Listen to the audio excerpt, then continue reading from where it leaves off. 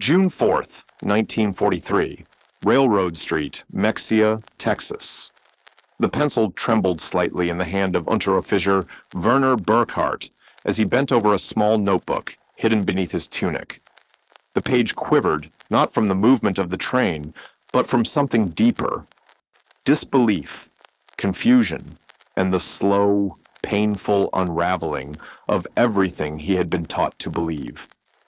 In careful script, he wrote words that, had they been discovered by his own officers, would have earned him solitary confinement, perhaps worse. "The Americans must be lying to us," he wrote. "No nation could possess such abundance while fighting a war on two fronts." Through the window, a blur of electric light stretched endlessly across the dark Texan plains, miles of brightness shimmering like a galaxy laid upon the earth. Every farmhouse, every intersection, every shop window burned bright at 10 o'clock at night. The prisoners had been told that America was decadent, disorganized, on the verge of collapse. Yet here, even in the smallest towns, light poured into the night as if electricity were as common as air. To men who had lived under blackout curtains and rationed coal since 1940, it felt otherworldly, almost indecent. In Germany, darkness had long been a companion. Entire cities fell silent after sunset, their windows painted black against the threat of RAF bombers. Even before the war, fewer than 1 in 5 German farms had electric power. But in this supposed land of decay, current flowed freely, humming through wires, lighting up barns and petrol stations and children's bedrooms. As the train slowed to a halt, 1,250 veterans of Erwin Rommel's Africa Corps stepped down onto the platform, not from cattle cars or freight wagons, but from cushioned Pullman coaches fitted with sleeping berths and dining service. The entire population of Mexia had come to see them. Rows of curious faces in summer clothes, children perched on fences, old men lifting their hats. Some waved timidly, others just stared in silence. None of them knew that this moment, the meeting of two worlds so utterly different, would spark one of the most profound psychological transformations in modern military history. Nazi ideology would not be destroyed in classrooms or courts, but here, quietly, through the shock of abundance and the realization that their enemy was something their propaganda had never prepared them to understand. The mathematics of Allied victory were being written not only on battle maps, but in production ledgers, numbers that spoke of a strength Germany could no longer match. The collapse had begun weeks earlier, on May 13, 1943, in Tunisia. General Jürgen von Arnim, who had succeeded Rommel in North Africa, surrendered with roughly 250,000 to 275,000 German and Italian troops. The figures blurred as scattered units trickled in over the next days. Veterans who had once driven the British back to Egypt, men hardened by desert winds and defeat, now standing in surrender under the relentless African sun.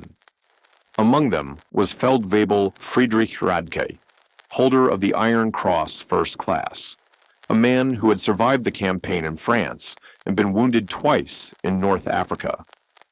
His diary, rediscovered decades later in the National Archives, would become a rare window into the minds of these prisoners, soldiers who entered captivity certain of their superiority and emerged with a shattered faith in everything they had fought for.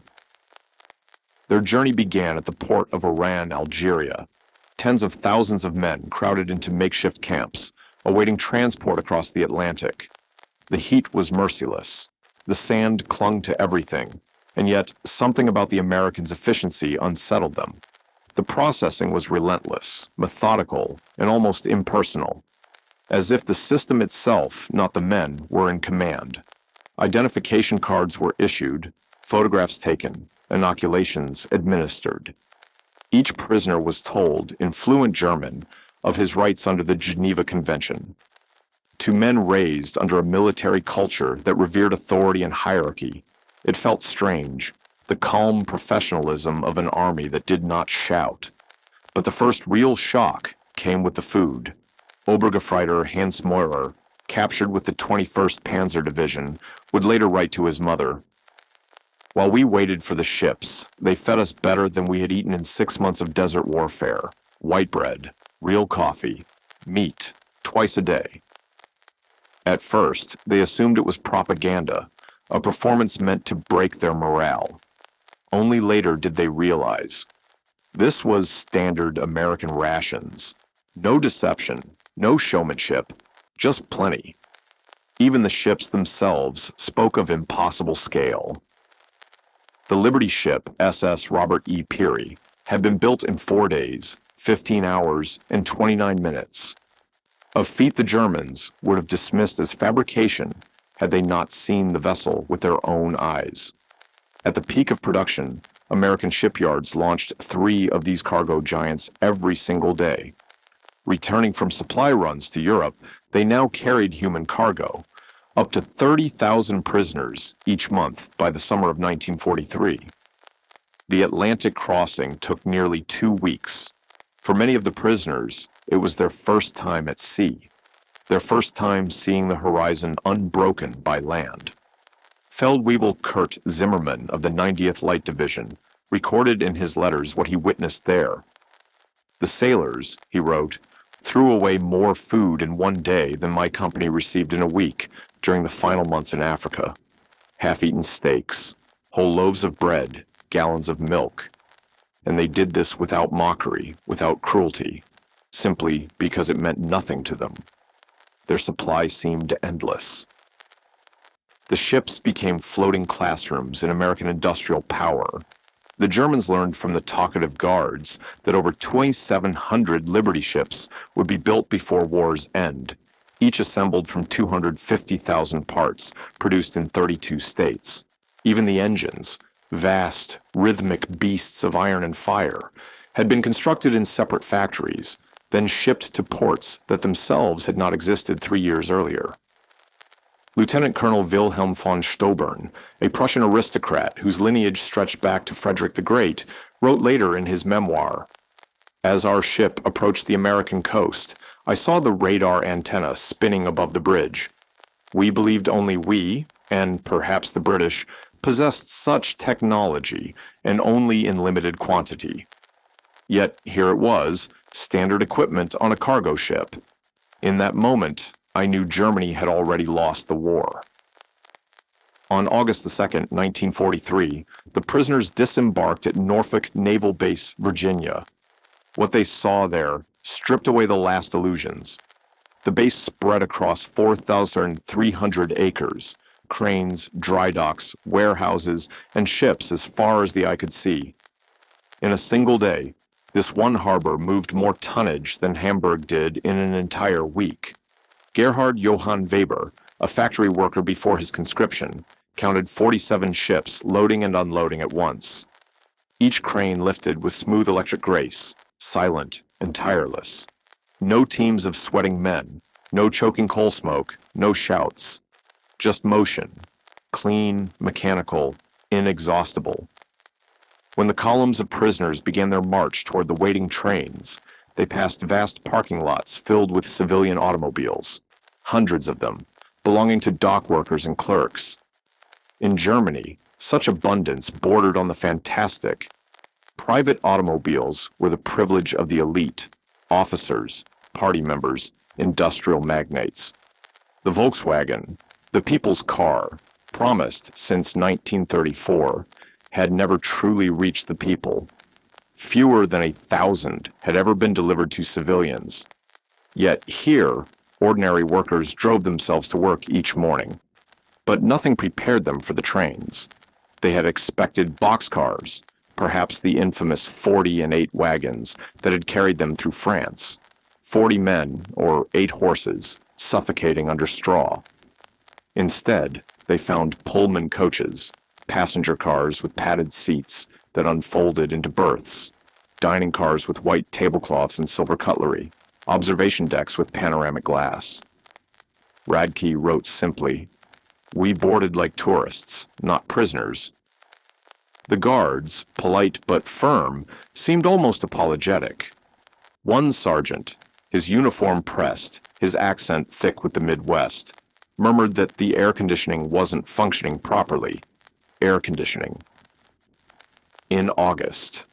To men who had crossed deserts and slept under steel helmets, it sounded like science fiction. And so the train began its long journey south, through forests and plains, toward the camps of Texas and Oklahoma. 3 days and nights through a country that seemed endless, alive, and impossibly rich. It was during those hours, watching lighted towns glide past under starlit skies, that the real demolition began. Not of buildings or armies, but of belief itself. The hum of the rails, the rhythm of the wheels, and the glow of 1,000 unseen homes whispered a truth more devastating than defeat on any battlefield. That the world they had been taught to despise had built something stronger, freer, and far beyond their imagination.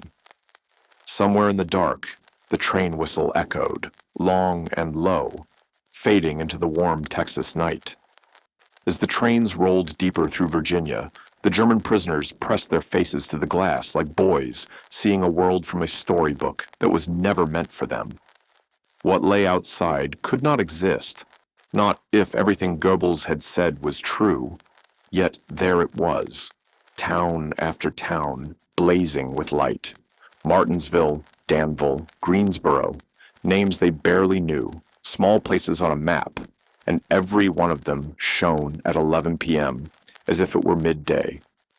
Shop windows lit from within, neon signs humming softly in the night, houses with 2, 3, sometimes 4 rooms glowing at once. In the Reich, a single uncovered bulb at night could bring a fine, or worse.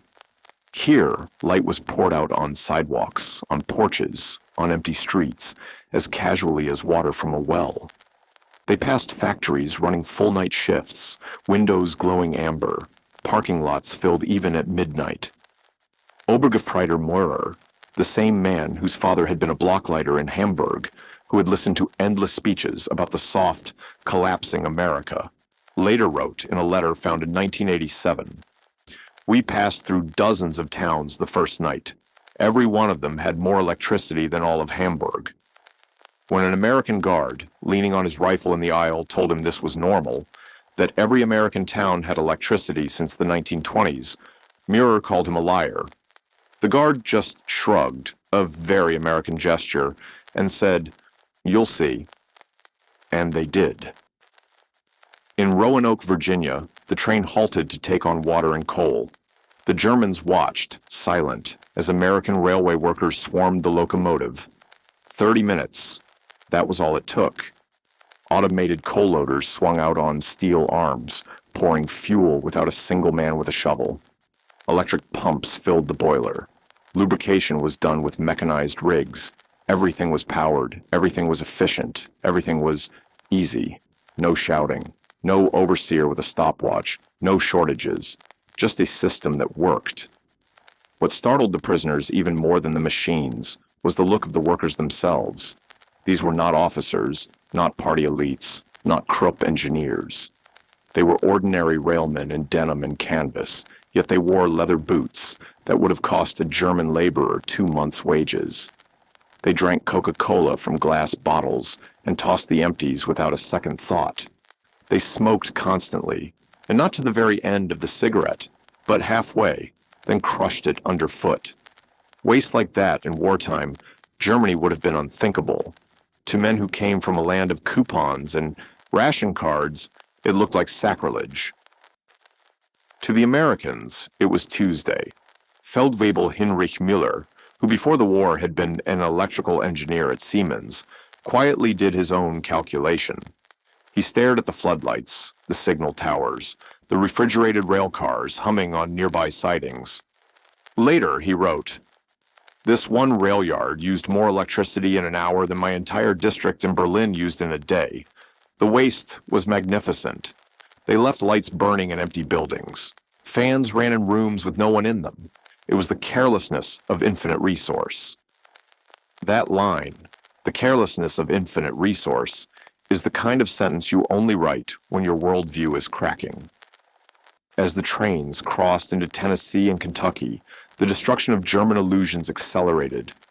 Out the windows, the prisoners saw America's real army, not soldiers, but factories. Long, low buildings stretching for miles, smoke and steam rising, rail spurs feeding them night and day. The Alcoa aluminum plant in Tennessee loomed like a steel cathedral along the river, its furnaces pulling 175,000 kilowatts of power. More, the guard said casually, than the entire city of Munich. The Germans believed him now because they could see the glow. Near Louisville, the train slowed, giving them an unhurried view of the synthetic rubber complex the Americans called Rubber Town. 4 massive facilities that had risen from empty fields in 18 months. Each employed thousands. Together they were producing around 800,000 tons of synthetic rubber a year. Germany, which had invented Buna, had never managed more than 120,000 tons in its best year.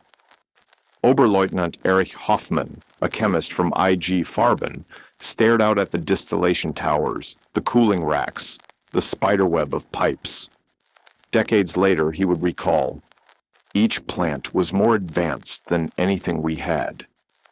And there were 4 in one place. They told us there were dozens more. In that moment, I understood. We had gone to war with a laboratory. They had gone to war with a continent. Then came the sight that stole the last breath from the Luftwaffe men, Ford's Willow Run plant outside Detroit. You could see it from miles away, a man-made horizon of glass and steel. This single factory, built in 9 months, was turning out a B-24 Liberator every 63 minutes. At its peak, 42,000 workers assembled bombers from 1,550,000 parts, shipped from 1 to 500 subcontractors across the United States. It used 2.5 million square feet of floor space and more electricity than Cologne.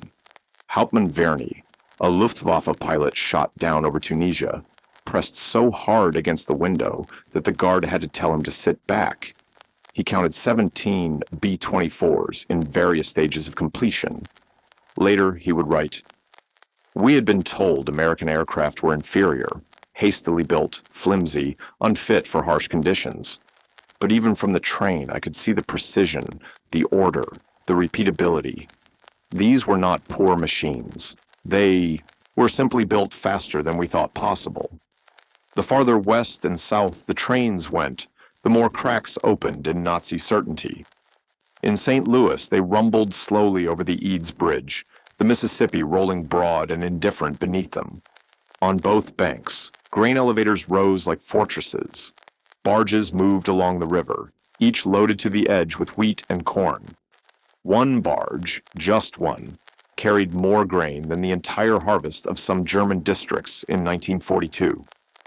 Unteroffizier Karl Schmidt, a Bavarian farmer's son, wrote in his diary with a kind of stunned respect, "The Americans move food as we move ammunition, in endless quantities, without fear of loss. I watched them load a single barge with enough wheat to feed my village for 5 years. The crane operator, the man moving the wheat, was eating a meat sandwich thicker than our weekly ration." In Kansas City, the train halted again, this time near the stockyards. The smell of cattle and packing houses rolled through the open windows, heavy, warm, unmistakable. Below them stretched pens filled with tens of thousands of animals. German POWs who in Africa had counted themselves lucky to receive 200 grams of meat in a week now watched American workers on their lunch break eating beef sandwiches, wiping their hands on clean cloths, talking and laughing. One of the guards, remembered Gefreiter Paul Fischer, bought us hamburgers from a stand, meat, cheese, vegetables, white bread, for 15 of us. He bought 20 in case someone wanted 2. He paid with a single dollar bill. He did not even count the change. This was not a festival. This was their normal food. They ate meat, Fisher wrote, still incredulous, the way we wished we could eat bread. And then, Texas, Camp Hearn or Camp Mexia or Camp Hereford, The names blurred, but the impression did not. Built in 4 months, laid out with geometric precision, surrounded by barbed wire, but inside, comfort. Wooden barracks with electric lights in every room, flush toilets, hot showers, steam heat for winter. Barracks built with more lumber than whole German villages had seen since 1939. The camp hospital stunned the German medical officers. Oberstleutnant Dr. Friedrich Bauer, chief surgeon of the 164th Light Division, walked its corridors like a man in a dream. X-ray machines, proper operating tables, cabinets full of pharmaceuticals the Germans had run out of years before. And then the detail he would later emphasize in testimony.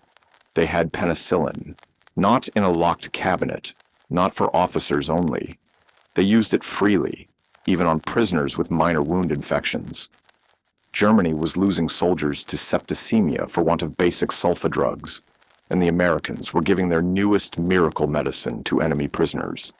That, more than any speech, told the story of who was rich and who was not. The camp kitchens delivered the next blow. Prisoners assigned to cook discovered walk-in, refrigerators big enough to house a truck, electric mixers, dishwashers, gas ranges that could feed 5,000 men. Daily rations that included fresh milk, eggs, meat, vegetables, and white bread. Things German civilians hadn't seen together on one table since the autumn of 1939. Feldwebel Otto Krebs, once a hotel chef in Munich, wrote with something close to shame.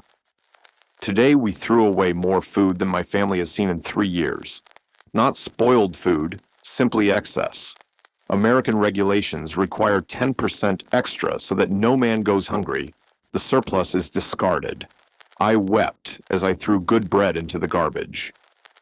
By September 1943, America's own labor shortage in agriculture led to another decision that, without intending to, dismantled Nazi ideology even further. Prisoners would be used as farm and factory labor. So, truckloads of German soldiers were driven out of camp each morning, unblindfolded, past towns and stores and homes. They saw everything, acres of corn shimmering in the heat, cotton gins powered by roaring engines, roadside diners, high school football fields, cars, always cars, lined up at factories, at churches, at movie theaters. At a cotton gin outside Houston, Unteroffizier Herbert Lang watched a single American machine process in 1 hour what his entire village could not have done in a month. He listened to the rhythm of the belts, felt the warm cotton seed on his hands, and later wrote, "We had been told they were decadent. No, they were simply farther along than we were. We were living in 1914. They were already in 1945. And somewhere outside the wire that evening, as the sun slid down over a flat Texas field and the cicadas started their slow, heavy song, the lights of the camp came on, all at once, bright and effortless, bathing the barracks in a warm, impossible glow.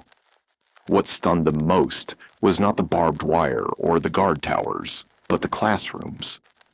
Human Dr. Wilhelm von Braun, not the rocket man you're thinking of, but a physicist drafted out of the Kaiser Wilhelm Institute, sat in a wooden chair in a POW camp in Mississippi and listened to an American lecture on atomic physics.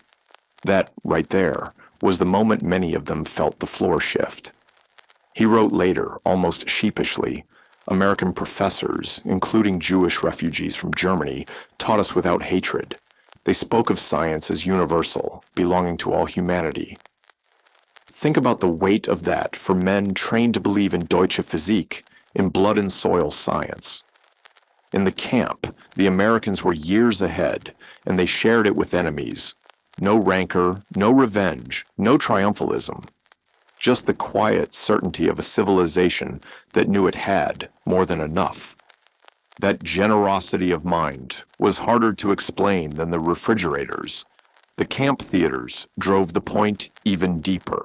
They didn't show hateful propaganda about defeating the Reich. They showed ordinary Hollywood films. Gone with the Wind, flickered in Texas, and Mississippi and Louisiana, telling the story of a South defeated, burned, occupied, and yet rebuilding. German prisoners watched an American film about American failure, shown to enemy soldiers during a world war. Then they saw the grapes of wrath. To men who had risked prison for whispering about hunger in Hamburg, it was almost unbearable to see Americans put poverty and social injustice on the screen, and then let their enemies watch. Lieutenant Josef Kramer wrote, "They hide nothing. They show their problems, their failures, their conflicts, yet this honesty makes them stronger, not weaker. In Germany, such criticism means death. Here it is considered patriotic." That was a kind of power they hadn't been warned about, the power to tell the truth in public and not be destroyed. By spring 1944, when American production was roaring at its peak and the labor shortage bit hard, the POW labor program expanded again. German prisoners were now inside the machine. Canneries on the Gulf Coast, lumber mills in Louisiana, small fabrication plants in Ohio, even aircraft parts shops. There, day after day, they saw numbers that made a mockery of all Nazi boasting. At the Higgins Boat Works in New Orleans, yes, the same factory that built the landing craft for the U.S. Navy and for the British, they unloaded steel plate and engine components. They watched as American workers, women with their hair tied back in bandanas, black welders in leather aprons, teenage boys at drill presses, built 700 landing craft in a single month. Each boat needed some 20,000 parts. Each shift had its own foreman. The factory ran 24 hours, 3 shifts, 7 days, and the lights never flickered. Stabsfeld-Weibel Kurt Zimmermann, once a proud Africa veteran, wrote with real confusion, "Women doing men's work, Negroes operating complex machinery, teenagers running drilling equipment. Everything we were told was impossible in a democracy. Yet production never stopped. They produced more boats in a month than our entire Navy built in a year." Nazi ideology had taught them that a mixed democratic society would be weak, chaotic, unproductive. What they saw was the opposite. The very people Hitler despised were powering an industrial hurricane. At Republic Steel in Ohio, the scale broke them. Day and night, blast furnaces crashed and roared, molten steel pouring like a second sun. 10,000 tons per day. Endless ore trains from Minnesota, coal from Pennsylvania, limestone from Indiana. A continental supply chain. Obergefreiter Paul Hartmann, who had worked at Krupp before the war and knew what German industry could do, stared up at those glowing mouths and wrote later, "I thought I understood industrial production. This was beyond imagination. They spilled more steel and slag than we could produce. Their workers complained about overtime while making quantities we could not reach with forced labor and double shifts." That was the kind of sentence a man writes when he finally admits, even to himself, we chose the wrong enemy. Then came the summer harvest of 1944, and that was the final blow to the myth of the hungry, collapsing America. German POWs were sent in work details across the Midwest, Kansas, Nebraska, Iowa, places they had only seen as names on maps when analyzing American Lend-Lease shipments. There, under a sky so wide it humbled them, they watched wheat combines roll across the plains like slow-moving ships on a golden sea. One combine, one farmer, one day, 100 acres cut, threshed, and loaded, and the grain elevators. Tower after concrete tower, everyone holding more wheat than a German province could deliver in a season. Unteroffizier Franz Weber, born on a small farm in East Prussia, wrote in disbelief, "One American farmer with machinery does the work of 100 German farmers. They showed me aerial photographs, thousands of square miles of grain. They could lose half their harvest and still have more than all of Europe combined." Imagine reading that in 1944, while your wife in Königsberg was standing in line for cabbage. On the West Coast, it was worse, or better, depending on how you look at it.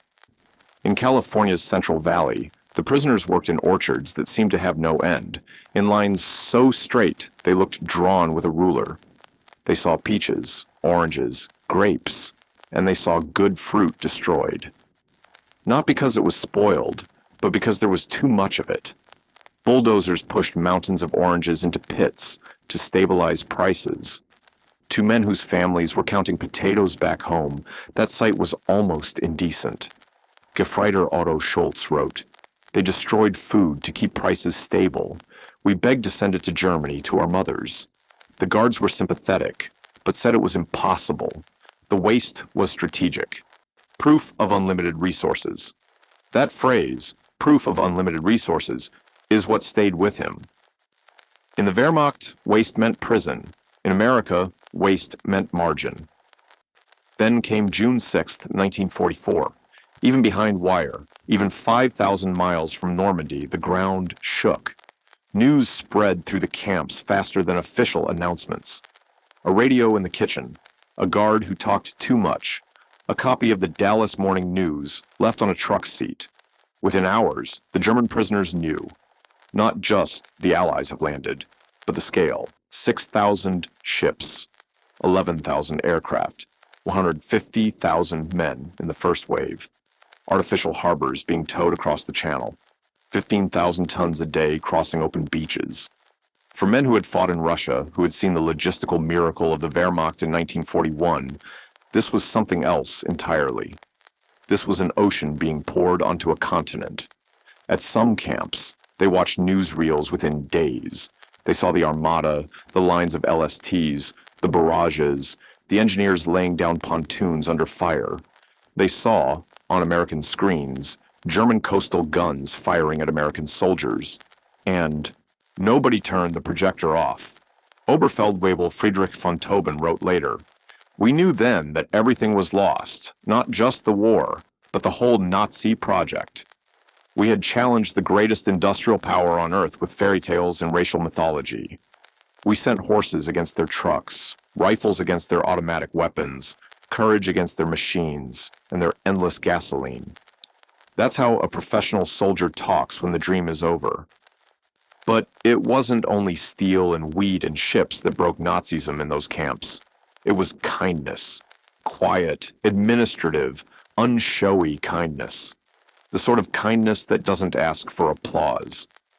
Again and again, German POWs wrote about it because it confused them.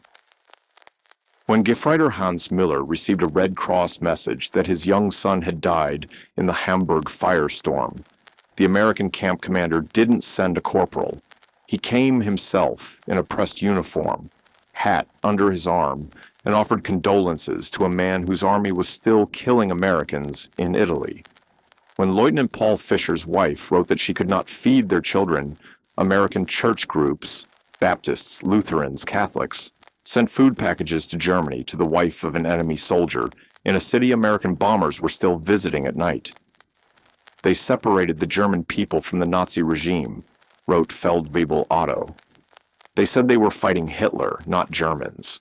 We thought this was propaganda, but it was true. They were preparing us to rebuild Germany, not to destroy us. That was something no one in Berlin had prepared them for.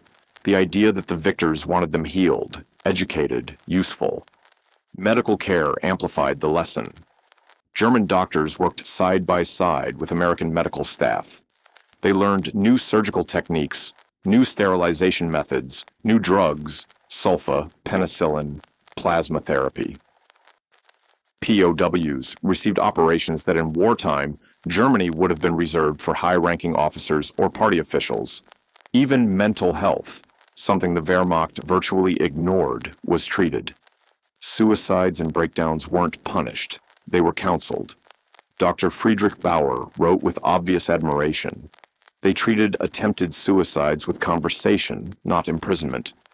Prisoners with mental collapse were given rest and therapy, not beatings. This humanity toward enemies revealed a strength we never understood, the confidence of true power. By March 1945, the American re-education program, kept discreet, never shouted from rooftops, was showing results the Germans themselves found astonishing. more than 25,000 prisoners had volunteered for what the Americans called democracy courses. Camp newspapers written in German began publishing articles on constitutional government, on separation of powers, on the Marshallian idea that economies could be rebuilt, on civil rights struggles within the U.S. itself.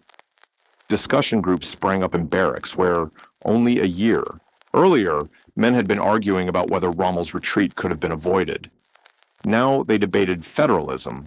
Some wrote cautious essays on how to rebuild German agriculture using American methods: tractors, combines, electric pumps, cooperative grain storage. Officers who had once sworn to the Führer were sketching out land reforms. Others married American women they met through prison correspondence programs. It sounds almost unbelievable when you say it out loud. Men who had crossed oceans to fight, who had worn field gray in North Africa and Tunisia, ended up exchanging shy letters with girls from Iowa, Texas, or Ohio, and some of those girls wrote back. Thousands of those wartime pen pals turned into real friendships, then into fiancées, and, after the war, into wives. By the 1950s, ship after ship arriving in New York and New Orleans carried not only returning German POWs, but former POWs coming back to the United States, this time by choice.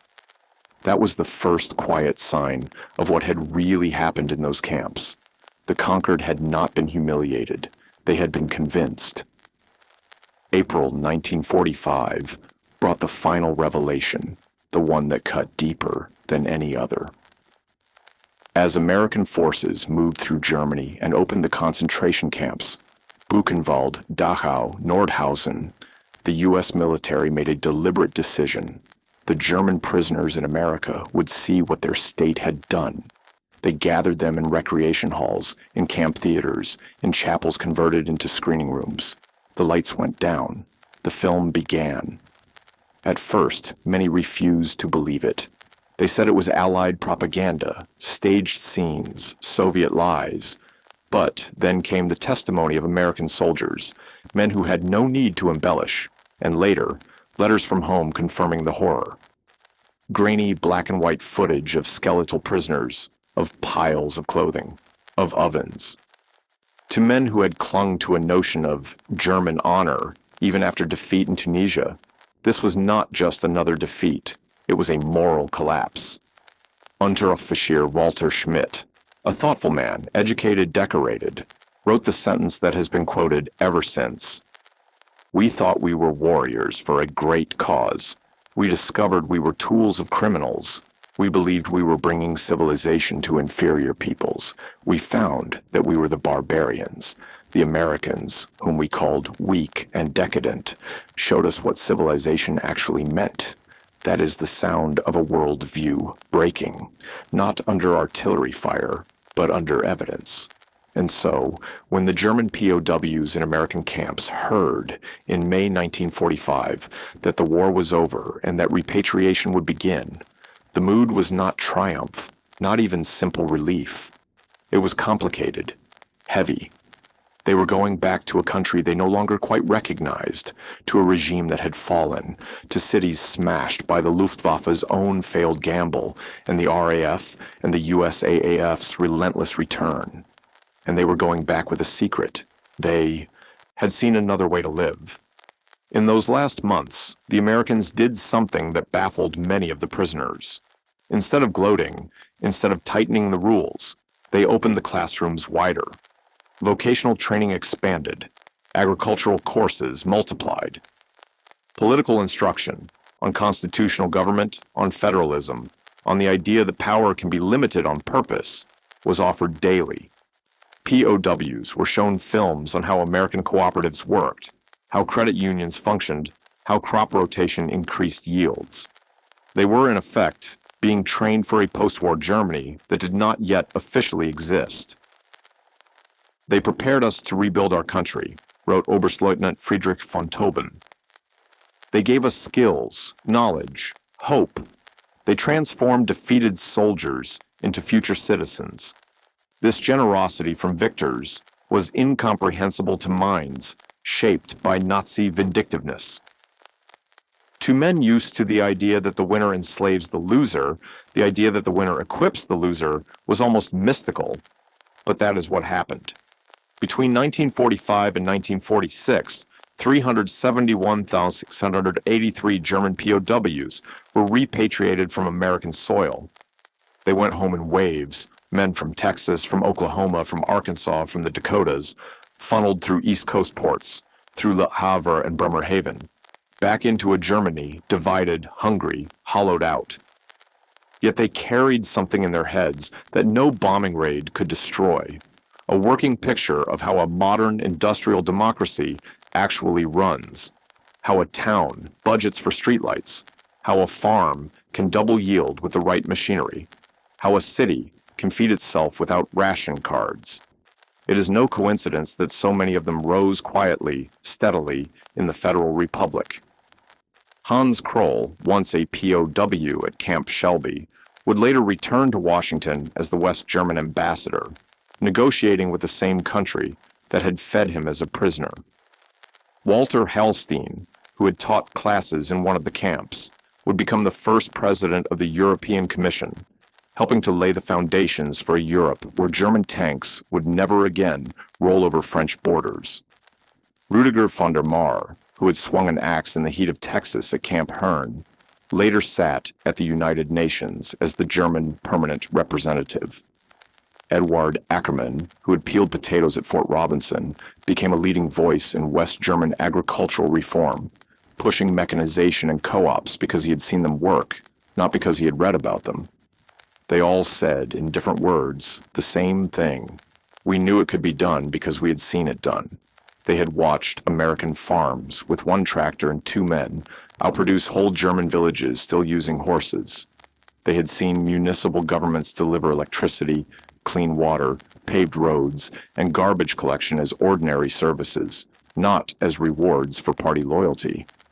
They had seen black Americans and women working machines that German ideology said only Aryan men could operate. And the machines did not care. Production did not care. Democracy did not care. That lesson, that prosperity comes from inclusion, not exclusion, went home with them. In his later memoirs, Ambassador Hans Kroll put it with a clarity that is almost tender. We learned that prosperity came from freedom, not conquest. We saw that democracy created wealth, that diversity brought strength, that treating workers well increased production. These lessons, learned as prisoners, shaped the new Germany. When you read the economic data of the 1950s, the Wirtschaftswunder, the German economic miracle, you can almost hear the echo of those Texas camps.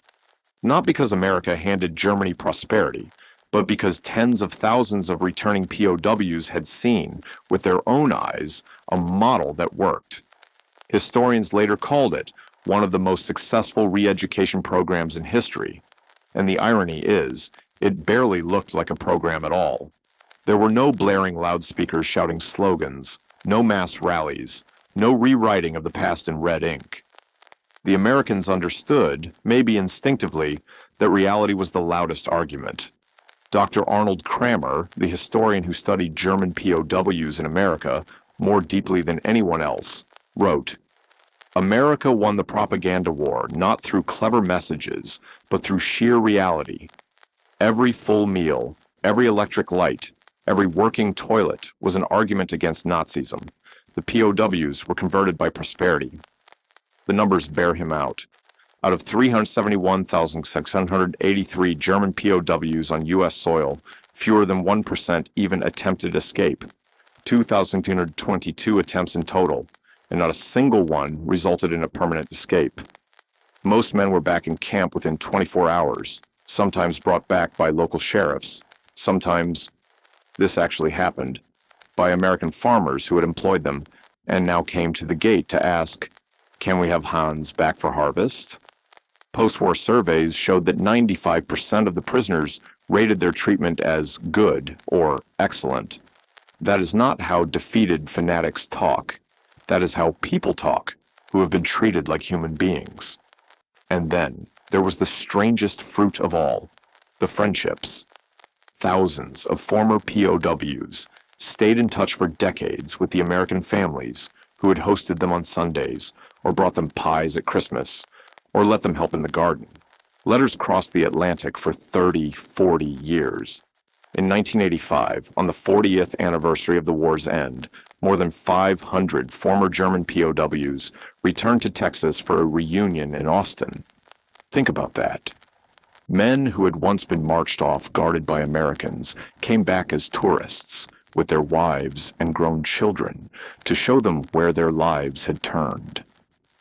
At that reunion, former Obergefreiter Hans Wehr, who had been held at Fort Robinson and later settled in Maine as a doctor, stood up and said, "Life in the camps was a vast improvement for many of us who had grown up in cold water flats in Germany. We discovered running water, central heating, and abundant food. But more than that, we discovered dignity." Then Stabsfeld-Weibel Kurt Meyer, who had worked fields in Iowa, added in his soft northern German, "The farmers treated us not as enemies, but as young men, far from home. They shared meals, their knowledge, sometimes even their homes. This humanity from people whose sons were fighting us, this changed us forever." The keynote that night came from Oberst Hermann Goetz, no relation to the Reichsmarschall, as he was quick to joke. He was 78, his voice a little worn but steady. He said, "We came to America as enemies, as Nazis, as believers in a lie. We left as friends, as Democrats, as men who had seen the truth. America showed us that strength comes not from conquest, but from production, not from hatred, but from diversity, not from tyranny, but from freedom. We saw the arsenal of democracy at full output. We saw farmers who fed the world, workers who built the tools of victory, and citizens who treated enemies with dignity. We returned to Germany with a mission, to build a society that creates, not destroys." When he finished, the hall rose.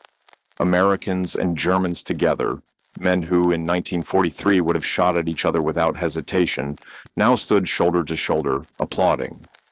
It was a small human sound, but it echoed a very large fact.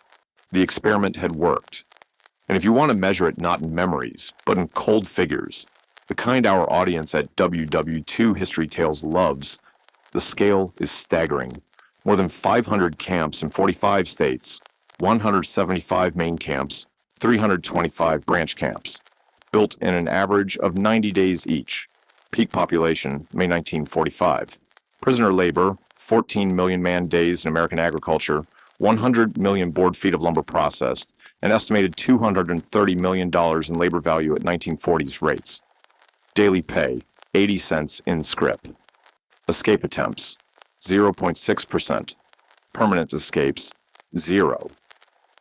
A nationwide system that took in the battle-hardened veterans of the Africa Corps and returned them, not as saboteurs, not as embittered partisans, but as men ready to help build the Federal Republic. That is the real ending of this story.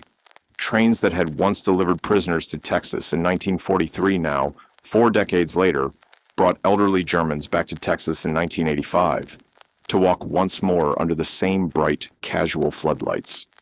No American civilians were ever harmed by escaped prisoners, not one.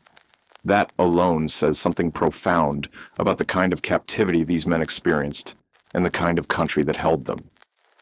By the war's end, the American POW system had become more than a network of camps. It was a vast educational enterprise.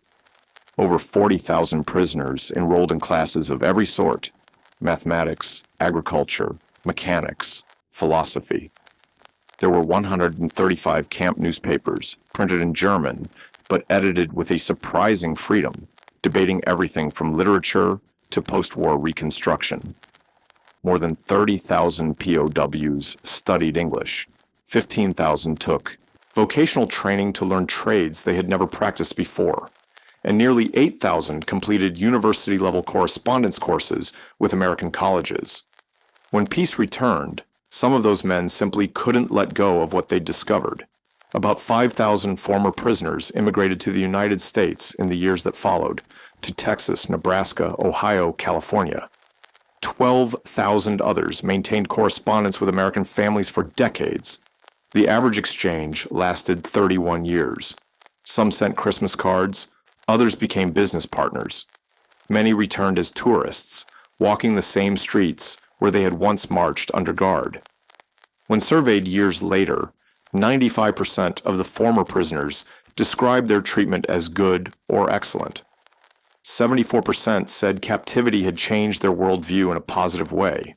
61% expressed genuine interest in learning more about democracy. Fewer than 1 in 10 still clung to the hard edges of Nazi ideology by 1945. The numbers speak clearly, but they only hint at what really happened. The German soldiers who came to America expecting humiliation found something far more complex and far more dangerous to their old beliefs. Their captivity had become an education. Their defeat had become enlightenment. And their imprisonment had become liberation. Not from fences or watchtowers, but from the mental architecture of tyranny. In the end, America's greatest victory wasn't won with rifles or tanks, but in the quiet classrooms, dining halls, and work details of its prison camps. It was there that democracy proved its most persuasive argument, not through rhetoric, but through results. The men who had once believed in the supremacy of the Reich discovered that what they had thought was weakness, abundance, equality, openness, was in fact strength. The trains that carried them into captivity in 1943 had been filled with warriors of the Third Reich. The ships that carried them home in 1946 were filled with something else entirely: builders, engineers, future citizens. They had seen the future, and it worked. That, perhaps, is the deepest truth of this story. The most powerful weapon in America's arsenal wasn't the B-29, or the Liberty ship, or even the atomic bomb. It was the overwhelming evidence of what a free society could create when it was unafraid of its own diversity. The German POWs were stunned by the sheer scale of America's industrial might. But it was the humanity behind that machinery that broke the spell of Nazism. The sight of workers of every color and background operating side by side, of women building airplanes and tanks, of ordinary citizens thriving without fear. These were the images that lingered in their minds long after the war was over. In their transformation lay the seeds of something greater than victory, the moral redemption of a continent. They returned to Germany not as broken men, but as witnesses. They had seen that prosperity came not from conquest, but from freedom, not from racial purity, but from human dignity, not from coercion, but from cooperation. And when they spoke, their voices carried the quiet authority of experience. The Wirtschaftswunder, West Germany's economic miracle of the 1950s, rose in part on the lessons they brought home. Those who had shoveled grain in Kansas, worked mills in Ohio, or repaired engines in Oklahoma had seen how democracy functioned in practice, not theory. They introduced efficiency to factories, fairness to management, opportunity to agriculture. They helped reshape Germany not into a nation of soldiers, but of engineers, craftsmen, and citizens. Historians now recognize that the transformation of these prisoners was one of the most successful moral rehabilitations in modern history. No indoctrination, no coercion, no force, just the open, unavoidable contrast between the propaganda they had believed and the reality before their eyes. In America's orderliness, its confidence, its abundance, they saw what Nazism could never build. Dr. Arnold Kramer summarized it simply. Every full meal, every electric light, every working toilet was an argument against Nazism. The statistics of that transformation remain staggering. Out of more than 370,000 German POWs held in the United States, fewer than 1% even attempted escape. Only 2,222 men in total. None made it permanently. Most were found within a day, sometimes wandering into a farm and being offered supper before the sheriff came. That tells you something about the atmosphere of those camps. Watchtowers and barbed wire, yes, but also decency. In 1985, 4 decades later, the legacy of that quiet revolution came full circle. Over 500 former prisoners returned to Texas for a reunion. Gray-haired men now, accompanied by their children and grandchildren. They gathered in Austin, where flags of both nations flew side by side. On stage, one of them said softly, "We came as enemies, as believers in a lie. We left as friends, as men who had seen the truth." The hall rose in applause. When the noise faded, the symbolism was impossible to ignore. The Germany of 1985, democratic, prosperous, free, was in some ways born in the soil of those American camps. The partnership that would become NATO, the Marshall Plan, the Transatlantic Alliance, all of it was seeded in the minds of men who had once called America their enemy. The German POWs had arrived in 1943, expecting to find a country divided, decadent, and weak. Instead, they discovered an industrial colossus, powered by freedom and sustained by conscience. They had come as soldiers of a totalitarian empire, and they left as witnesses to the arsenal of democracy at its peak. Their children would grow up in a Germany allied with the United States, not through fear, but through shared conviction, a partnership born from revelation, not surrender. And all of it began when 1,150 men of Rommel's Africa Corps stepped off a train in Mexia, Texas, and saw a sight that shattered everything they had been taught. A small American town, glowing with electric light in the middle of the night, as if daylight itself refused to end. That is what this story truly is. Not a tale of conquest or defeat, but of redemption through revelation. It shows that sometimes the most enduring victories are not won by destroying the enemy, but by showing them a better way to live. Not through propaganda, but through prosperity.